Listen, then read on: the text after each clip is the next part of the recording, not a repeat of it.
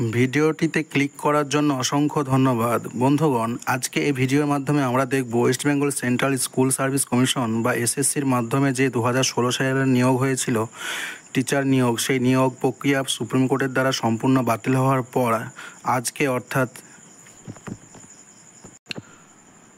27শে মে মুখ্যমন্ত্রী মমতা বন্দ্যোপাধ্যায় যে ঘোষণা করেছেন প্রেস কনফারেন্সের মাধ্যমে, সেখান থেকে যে গুরুত্বপূর্ণ তথ্যগুলি উঠে এসেছে নতুন রিক্রুটমেন্ট এসএসসি 2025, সেই তথ্যগুলি আজকের এই ভিডিওয়ে আমরা আলোচনা করব। তো চলুন সেই তথ্যগুলি আমরা দেখে নিই কী রয়েছে। বন্ধুগণ, অন স্ক্রিনে আপনারা দেখতে পাচ্ছেন এসএসসি 2025 নতুন আপডেট, যেখানে এক নজরে এসএসসি এখানে দেখতে পাচ্ছেন বিজ্ঞপ্তি আসবে, অর্থাৎ এসএসসির যে নতুন পরীক্ষা, সেই পরীক্ষার বিজ্ঞপ্তি দেওয়া হবে 30শে মে 2025, অর্থাৎ নোটিফিকেশন আসবে 30 তারিখে। আজকে 27 তারিখ, আর 3 দিনের মধ্যেই 30 তারিখে কিন্তু নোটিশ চলে আসবে। এবং তারপরে কিন্তু এখানে আবেদনের সময়সীমা দেওয়া হয়েছে 16ই জুন থেকে আবেদন শুরু এবং যা চলবে 14ই জুলাই পর্যন্ত। অর্থাৎ আপনারা যে এসএলএসটি বা নতুন এসএসসি যে শিক্ষক নিয়োগ গ্রুপ সি ও গ্রুপ ডি রয়েছে, নবম, দশম, একাদশ, দ্বাদশ গ্রুপ সিটি, সেই পদের নতুন 2025 রিক্রুটমেন্ট তার ফর্ম ফিল আপ কিন্তু শুরু হবে 16ই জুন থেকে, অর্থাৎ আগামী যে মাস পড়তে চলেছে জুন মাসের 16 তারিখ থেকে, যা চলবে 14ই জুলাই পর্যন্ত। এবং প্যানেল প্রকাশ, এখানে সবথেকে গুরুত্বপূর্ণ বিষয় সেটি হচ্ছে প্যানেল প্রকাশের ডেট কিন্তু দেওয়া হয়েছে, অর্থাৎ যে লিস্ট বা যে মেরিট প্যানেল, সেই পরীক্ষার পর মেধা তালিকা, সেই মেধা তালিকা প্রকাশের তারিখ দেওয়া হচ্ছে 15ই নভেম্বর, অর্থাৎ মধ্যেই 6 মাস কি 5 মাস সময়, 4-5 মাস হাতে সময়, তার মধ্যে কিন্তু রিটেন পরীক্ষা, তারপরে আপনার ইন্টারভিউ, সমস্ত প্রক্রিয়া কিন্তু সম্পন্ন করবে এসএসসি বোর্ড। তারপরে রয়েছে কাউন্সিলিং ডেটটিও কিন্তু দেওয়া রয়েছে, যা রয়েছে 20 নভেম্বর 2025 থেকে শুরু হবে কাউন্সিলিং, অর্থাৎ 15ই নভেম্বর প্যানেল প্রকাশ হবে এবং 20 নভেম্বর থেকে কাউন্সিলিং শুরু হবে, অর্থাৎ স্কুল বাছাই প্রক্রিয়া শুরু হবে। তারপর বয়সও ছাড় দেওয়া রয়েছে, যারা আগে টিচার ছিলেন তাদের যে বয়স অতিবাহিত হয়ে গেছে বা বয়সের সময়সীমা অতিক্রম হওয়ার জন্য তাদেরকে কিন্তু বয়সে ছাড় দেওয়া হবে অতিরিক্ত। এবং অভিজ্ঞতার জন্য যে বরাদ্দ নম্বর, এই পয়েন্টটি কিন্তু ভীষণ ইম্পর্টেন্ট, যা আগে ছিল না, অর্থাৎ শিক্ষকতা এক্সপিরিয়েন্স থাকলে তার জন্য কিন্তু আলাদা বরাদ্দ নম্বর করা হয়েছে। সেই নম্বরটি কত তা জানতে হলে আমাদেরকে কিন্তু অপেক্ষা করতে হবে অফিসিয়াল নোটিফিকেশনের জন্য, যা কিন্তু বার হবে 30 তারিখে বা 30শে মে। সেদিনকে কিন্তু আমরা এই বিষয়টি সম্পূর্ণ খোলাসাভাবে জানতে পারবো। এরপর আমরা দেখে নেব যে নতুন যে এসএসসি বিজ্ঞপ্তি আসতে চলেছে, রিক্রুটমেন্ট হতে চলেছে, তার শূন্য পদ।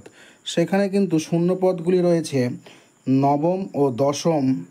এখানে অন স্ক্রিনে দেখতে পাচ্ছেন নবম ও দশমের জন্য রয়েছে 11,517 প্লাস 11,695 সমান 23,212, অর্থাৎ আগের যে ভ্যাকেন্সি টিচার রিক্রুটমেন্ট প্রসেস বা টিচার বাতিল হয়েছে, যে পরীক্ষা 26,000 পরীক্ষার্থী ছিল, তাদের মধ্যে কিন্তু যে 11,695 জন ছিল নবম দশমে, তাদেরকে বাদ দিয়েও কিন্তু নতুন পদ নবম দশমে যুক্ত হয়েছে 11,517।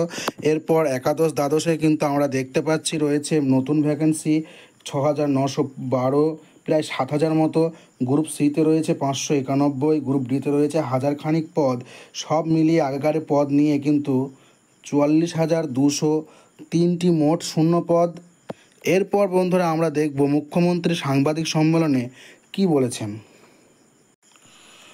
মুখ্যমন্ত্রী সাংবাদিক সম্মেলনে বলেছেন, সুপ্রিম নির্দেশ মেনে আগামী 30শে মে 2025 নতুন নিয়োগ প্রক্রিয়ার বিস্তারিত বিজ্ঞপ্তি প্রকাশ করবে কমিশন এবং 16ই জুন থেকে 14ই জুলাই 2025 অনলাইন আবেদন করা যাবে।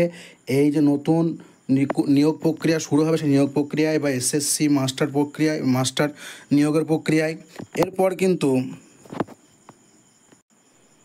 15ই নভেম্বর 2025 মধ্যে আবেদনপত্রের স্ক্রুটিনি, লিখিত পরীক্ষা, ইন্টারভিউ সমস্ত কিছু সম্পূর্ণ হয়ে যাবে। এটা কিন্তু একটি ভীষণ গুরুত্বপূর্ণ পয়েন্ট, অর্থাৎ আমাদের হাতে যারা পরীক্ষা দেবে তাদের হাতে কিন্তু সময় বেশি নেই, এই সময়ের মধ্যে কিন্তু সমস্ত নিয়োগ প্রক্রিয়া সম্পন্ন হবে এবং 15ই নভেম্বর কিন্তু তালিকা, মেরিট তালিকা, মেধা তালিকা প্রকাশিত হবে, দেওয়াই রয়েছে 15 নভেম্বর 2025 প্রকাশিত হবে মেধা তালিকা।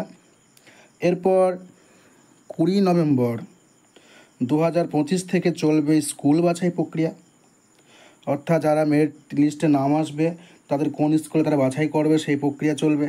এরপর নবম দশমের জন্য যুক্ত হবে অতিরিক্ত 11,517টি শূন্যপদ।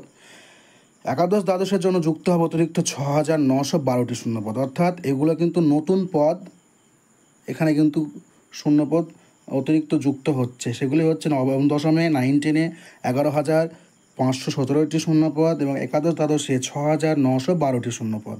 এমনকি গ্রুপ সি জন্য রয়েছে 571টি শূন্যপদ এবং গ্রুপ ডি এর জন্য রয়েছে 1000টি অতিরিক্ত শূন্যপদ যুক্ত হবে আগের যে শূন্যপদ ছিল তার সঙ্গে। এই সমস্ত আগের 26,000 পদ এবং বর্তমান শূন্যপদ যোগ করে কিন্তু 44,000 প্লাস ভ্যাকেন্সি আসতে চলেছে। তো নতুন নিয়োগ প্রক্রিয়া থাকবে শিক্ষকতায় অভিজ্ঞতার জন্য বাড়তি নম্বর, অর্থাৎ আগের যে শিক্ষকরা ছিলেন তাদের অভিজ্ঞতা রয়েছে, এক্সপিরিয়েন্স রয়েছে, সেজন্য তাদের জন্য কিন্তু একটা আলাদা বাড়তি নম্বর বরাদ্দ থাকবে। তো সেটা কত নম্বর হবে বরাদ্দ, কিভাবে কি প্রসেস হবে, সেগুলো সম্পূর্ণ জানার জন্য আমাদের এই চ্যানেলে নজর রাখুন অবশ্যই, এমনকি চ্যানেলটি সাবস্ক্রাইব করে রাখবেন ও পাশে থাকা বেল আইকনটি ক্লিক করবেন ও লাইক শেয়ার করতে ভুলবেন না।